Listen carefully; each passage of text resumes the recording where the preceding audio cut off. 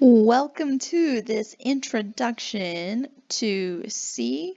At the end of watching this video, you should feel a little bit more comfortable describing the use of some basic concepts related to C programming. So things like header files, some of the different data types that are available to us, how we implement arrays, strings, how we control the flow of our programs in C, how we define functions in C, things like that. Okay, so a little bit of background about C. Hopefully you've heard of the C programming language because it's been around for a long time. Its first release was actually in the early 70s, and it's remained a pretty popular language over the last several decades. Um, One of the advantages to using C and one of the reasons why it has remained so popular is the way it is designed. All of the different operations that you can do in C map out very well to machine instructions. So what does that mean? It means when C is being compiled, right, and we're taking the program you write in C, we're compiling it to machine language. This happens very quickly, which means when you run a program in C, a lot of times it will actually run faster than the same program in another language. So for certain applications where speed and efficiency are very important, C is often chosen for that reason. So for example, you'll see the programming language C used often in things like operating systems and embedded systems, things like that. All right, so let's dive in and explore some of the basic syntax rules that you need to become familiar with to start programming in C. So I know a lot of us are coming from, or all of us I think are coming from some experience with Python, right? So with Python, we were for example, using white space to show where different blocks of code started and stopped. We had object-oriented programming built into the language. C is a very different language. All right, so before we dive into some specific code examples, let's look at a few general differences between C and the language that most of us have been working with most recently, Python. So in C, we have something called static typing. So in languages like Python, you actually don't have to declare the type of your variable in the code. This is determined at runtime. However, C is different. The types of the data that you're working with needs to be determined at compile time. So we'll talk a little bit about typing. In C, you have the option to perform dynamic memory management. The C programs you write are compiled directly to machine code. And in C, you can pass parameters by reference, but by default, parameters are passed by value. If you want to pass by reference, you have to utilize pointers, which is something that we will talk about here over the course of this sprint. In Python, we have dynamic typing, right? So we don't have to specify the types of data, the variables, parameters at compile time. This can be determined at runtime. We have to be very careful about how we use white space. So in C, we use curly brackets to show where blocks of code start and end, as opposed to using white space. How the code gets compiled is a little bit different in Python, and in Python specifically, so how parameters get passed, it varies by language. In Python, you have primitive types that are passed by value, objects are passed by reference, but that's just something to be aware of as you move between languages. This will tend to change how parameters are passed. But in general, so just like when you moved from your first language, maybe it was JavaScript, maybe it was something else, to Python, and the syntax was different, but you could do the same types of things. Same thing here. So even though we might see some syntax differences between C and Python or any other language that you've used, you can still repeat things with loops, make decisions with if-else blocks, perform different logical, mathematical operations, define functions, things like that. So let's look at a few things that you will need to use to implement your first C program. So in Python, so we could, as long as we had Python installed on our machine, we didn't necessarily have to import anything.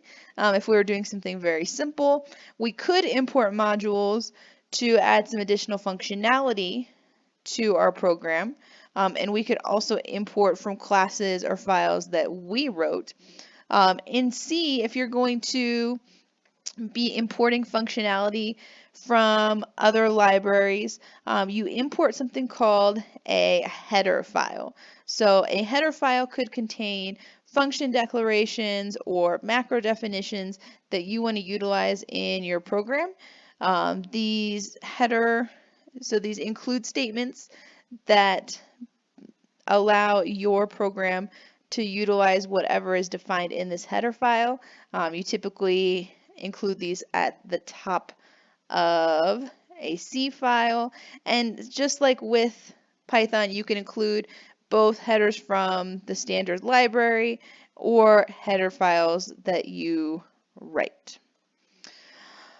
All right, now let's get to one of the biggest differences between C and Python: typing. So we never had to explicitly specify the type of data we were dealing with in Python. We could just create a variable and give it a value, and at runtime, the machine would figure out what type of data this is. This will not work in C. If you write something like you see over here on the left in C and try to compile it, you will get errors. So a few different types that we have available to us. We have int. So int is the type that's used for integer data, data without a decimal point. We have a couple of different options, a couple of different types that are used for decimal values. There is the float or floating point number, which has a precision of about 7 places, and it takes 4 bytes in memory to store this value. A lot of times, I would say more often than float, you'll see people use the double type for decimal values, and as its name implies, double can store twice. It is a more precise data type. So while float only uses 4 bytes in memory, double uses twice that. It uses 8 bytes in memory, which allows it to, for example, with a decimal, store more points past the decimal. It's a more precise type. And then the very last primitive type that we have available is the char or the character, which we can use to store individual characters. Okay, so all different types that we can use. All of these, when we create variables of any of these types, they must be explicitly stated. Okay. In Python, we had the list object that we could use similar to how an array would be used, right? You could create a list, you could put some values in it, you could loop through it, you could add more values to it, you could remove things from it. It was a nice structure. In C, we have the array data structure, which is similar to a list. However, while the list in Python that we were using we were able to modify the size of that data structure as needed, you cannot do that with arrays in C. The size is static. So when you declare an array, you have to explicitly state the size of that array, and it cannot change. So if I declare this integer array. Oh, also, good thing to note, you also have to declare the type of data you're putting in your array as well. So remember, types always need to be explicitly stated with C. So here I'm saying, okay, create an array of size 5 that can hold integer values. Just like with Python, I can loop through this array and do stuff to it. However, the syntax of that for loop is a little bit different. And some of the functions you have for checking attributes of your array, so for example, the size, so we have length versus size of, you might see little differences there with names of functions. All right, string. So when we wanted to use a string in Python, all we had to do was wrap up that data in quotations, and at runtime, it was interpreted as a string. You cannot do that in C. And actually in C, there's not a string data type, so to say. If we are using strings in C, what we are actually using are arrays of characters. Think about a string. A string is just lots of characters, right, put together. So we actually represent these in C using an array of characters where the last character is null. So that's how we know that the string is at its end. Okay. You can declare this array of characters the same way you would declare any other array. So you have the type, you have the name, you have square brackets to indicate that this is an array, and then you have the value that will be stored in it. And then you have a lot of the same types of functionality, so things that you could do with strings in Python. You more than likely will be able to do those same operations on strings with C, but you might need to utilize different functions. The names will be a little different, the syntax might be a little different, but they probably exist in one form or another. One thing to note though, if you are you have a while loop or you have some type of conditional and you are trying to compare two string values, you cannot compare two strings with equals equals. You can compare numeric data types with equals equals in C, but if you're trying to compare the values of two strings in C, make sure that you use the string compare function.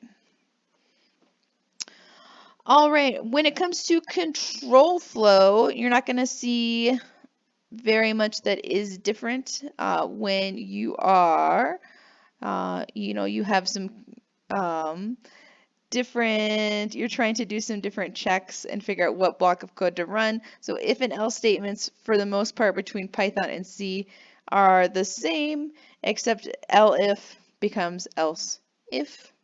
Okay. A couple of interesting things, though, that do happen when you're creating conditionals. So in Python, our logical operators and, not, and or, remember we actually spelled those out using the words and, not, and or in English. In C, we will utilize the symbols, the double ampersand for and, exclamation mark for not, and the two vertical lines for or. So one thing to be mindful of.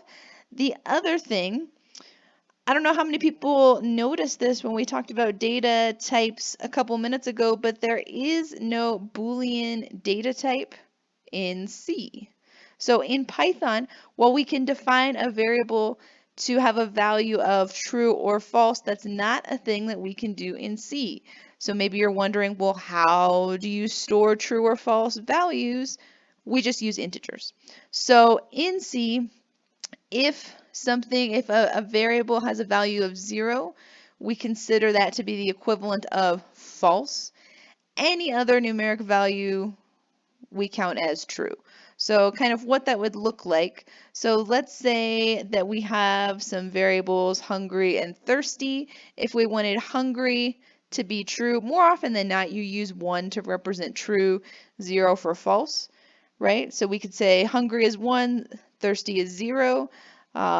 And what this allows us to do, so you can, looking at the if and else if on the C side, you could write if hungry is not equal to 0, but it is shorter and a lot of times more common to just see if hungry. So if you replace that if statement with just if hungry, that would actually evaluate to true. So if you have an integer variable, and as long as it's not 0, that if statement will evaluate to true. Okay, so just something to be aware of. We implement Boolean in C with zeros and ones.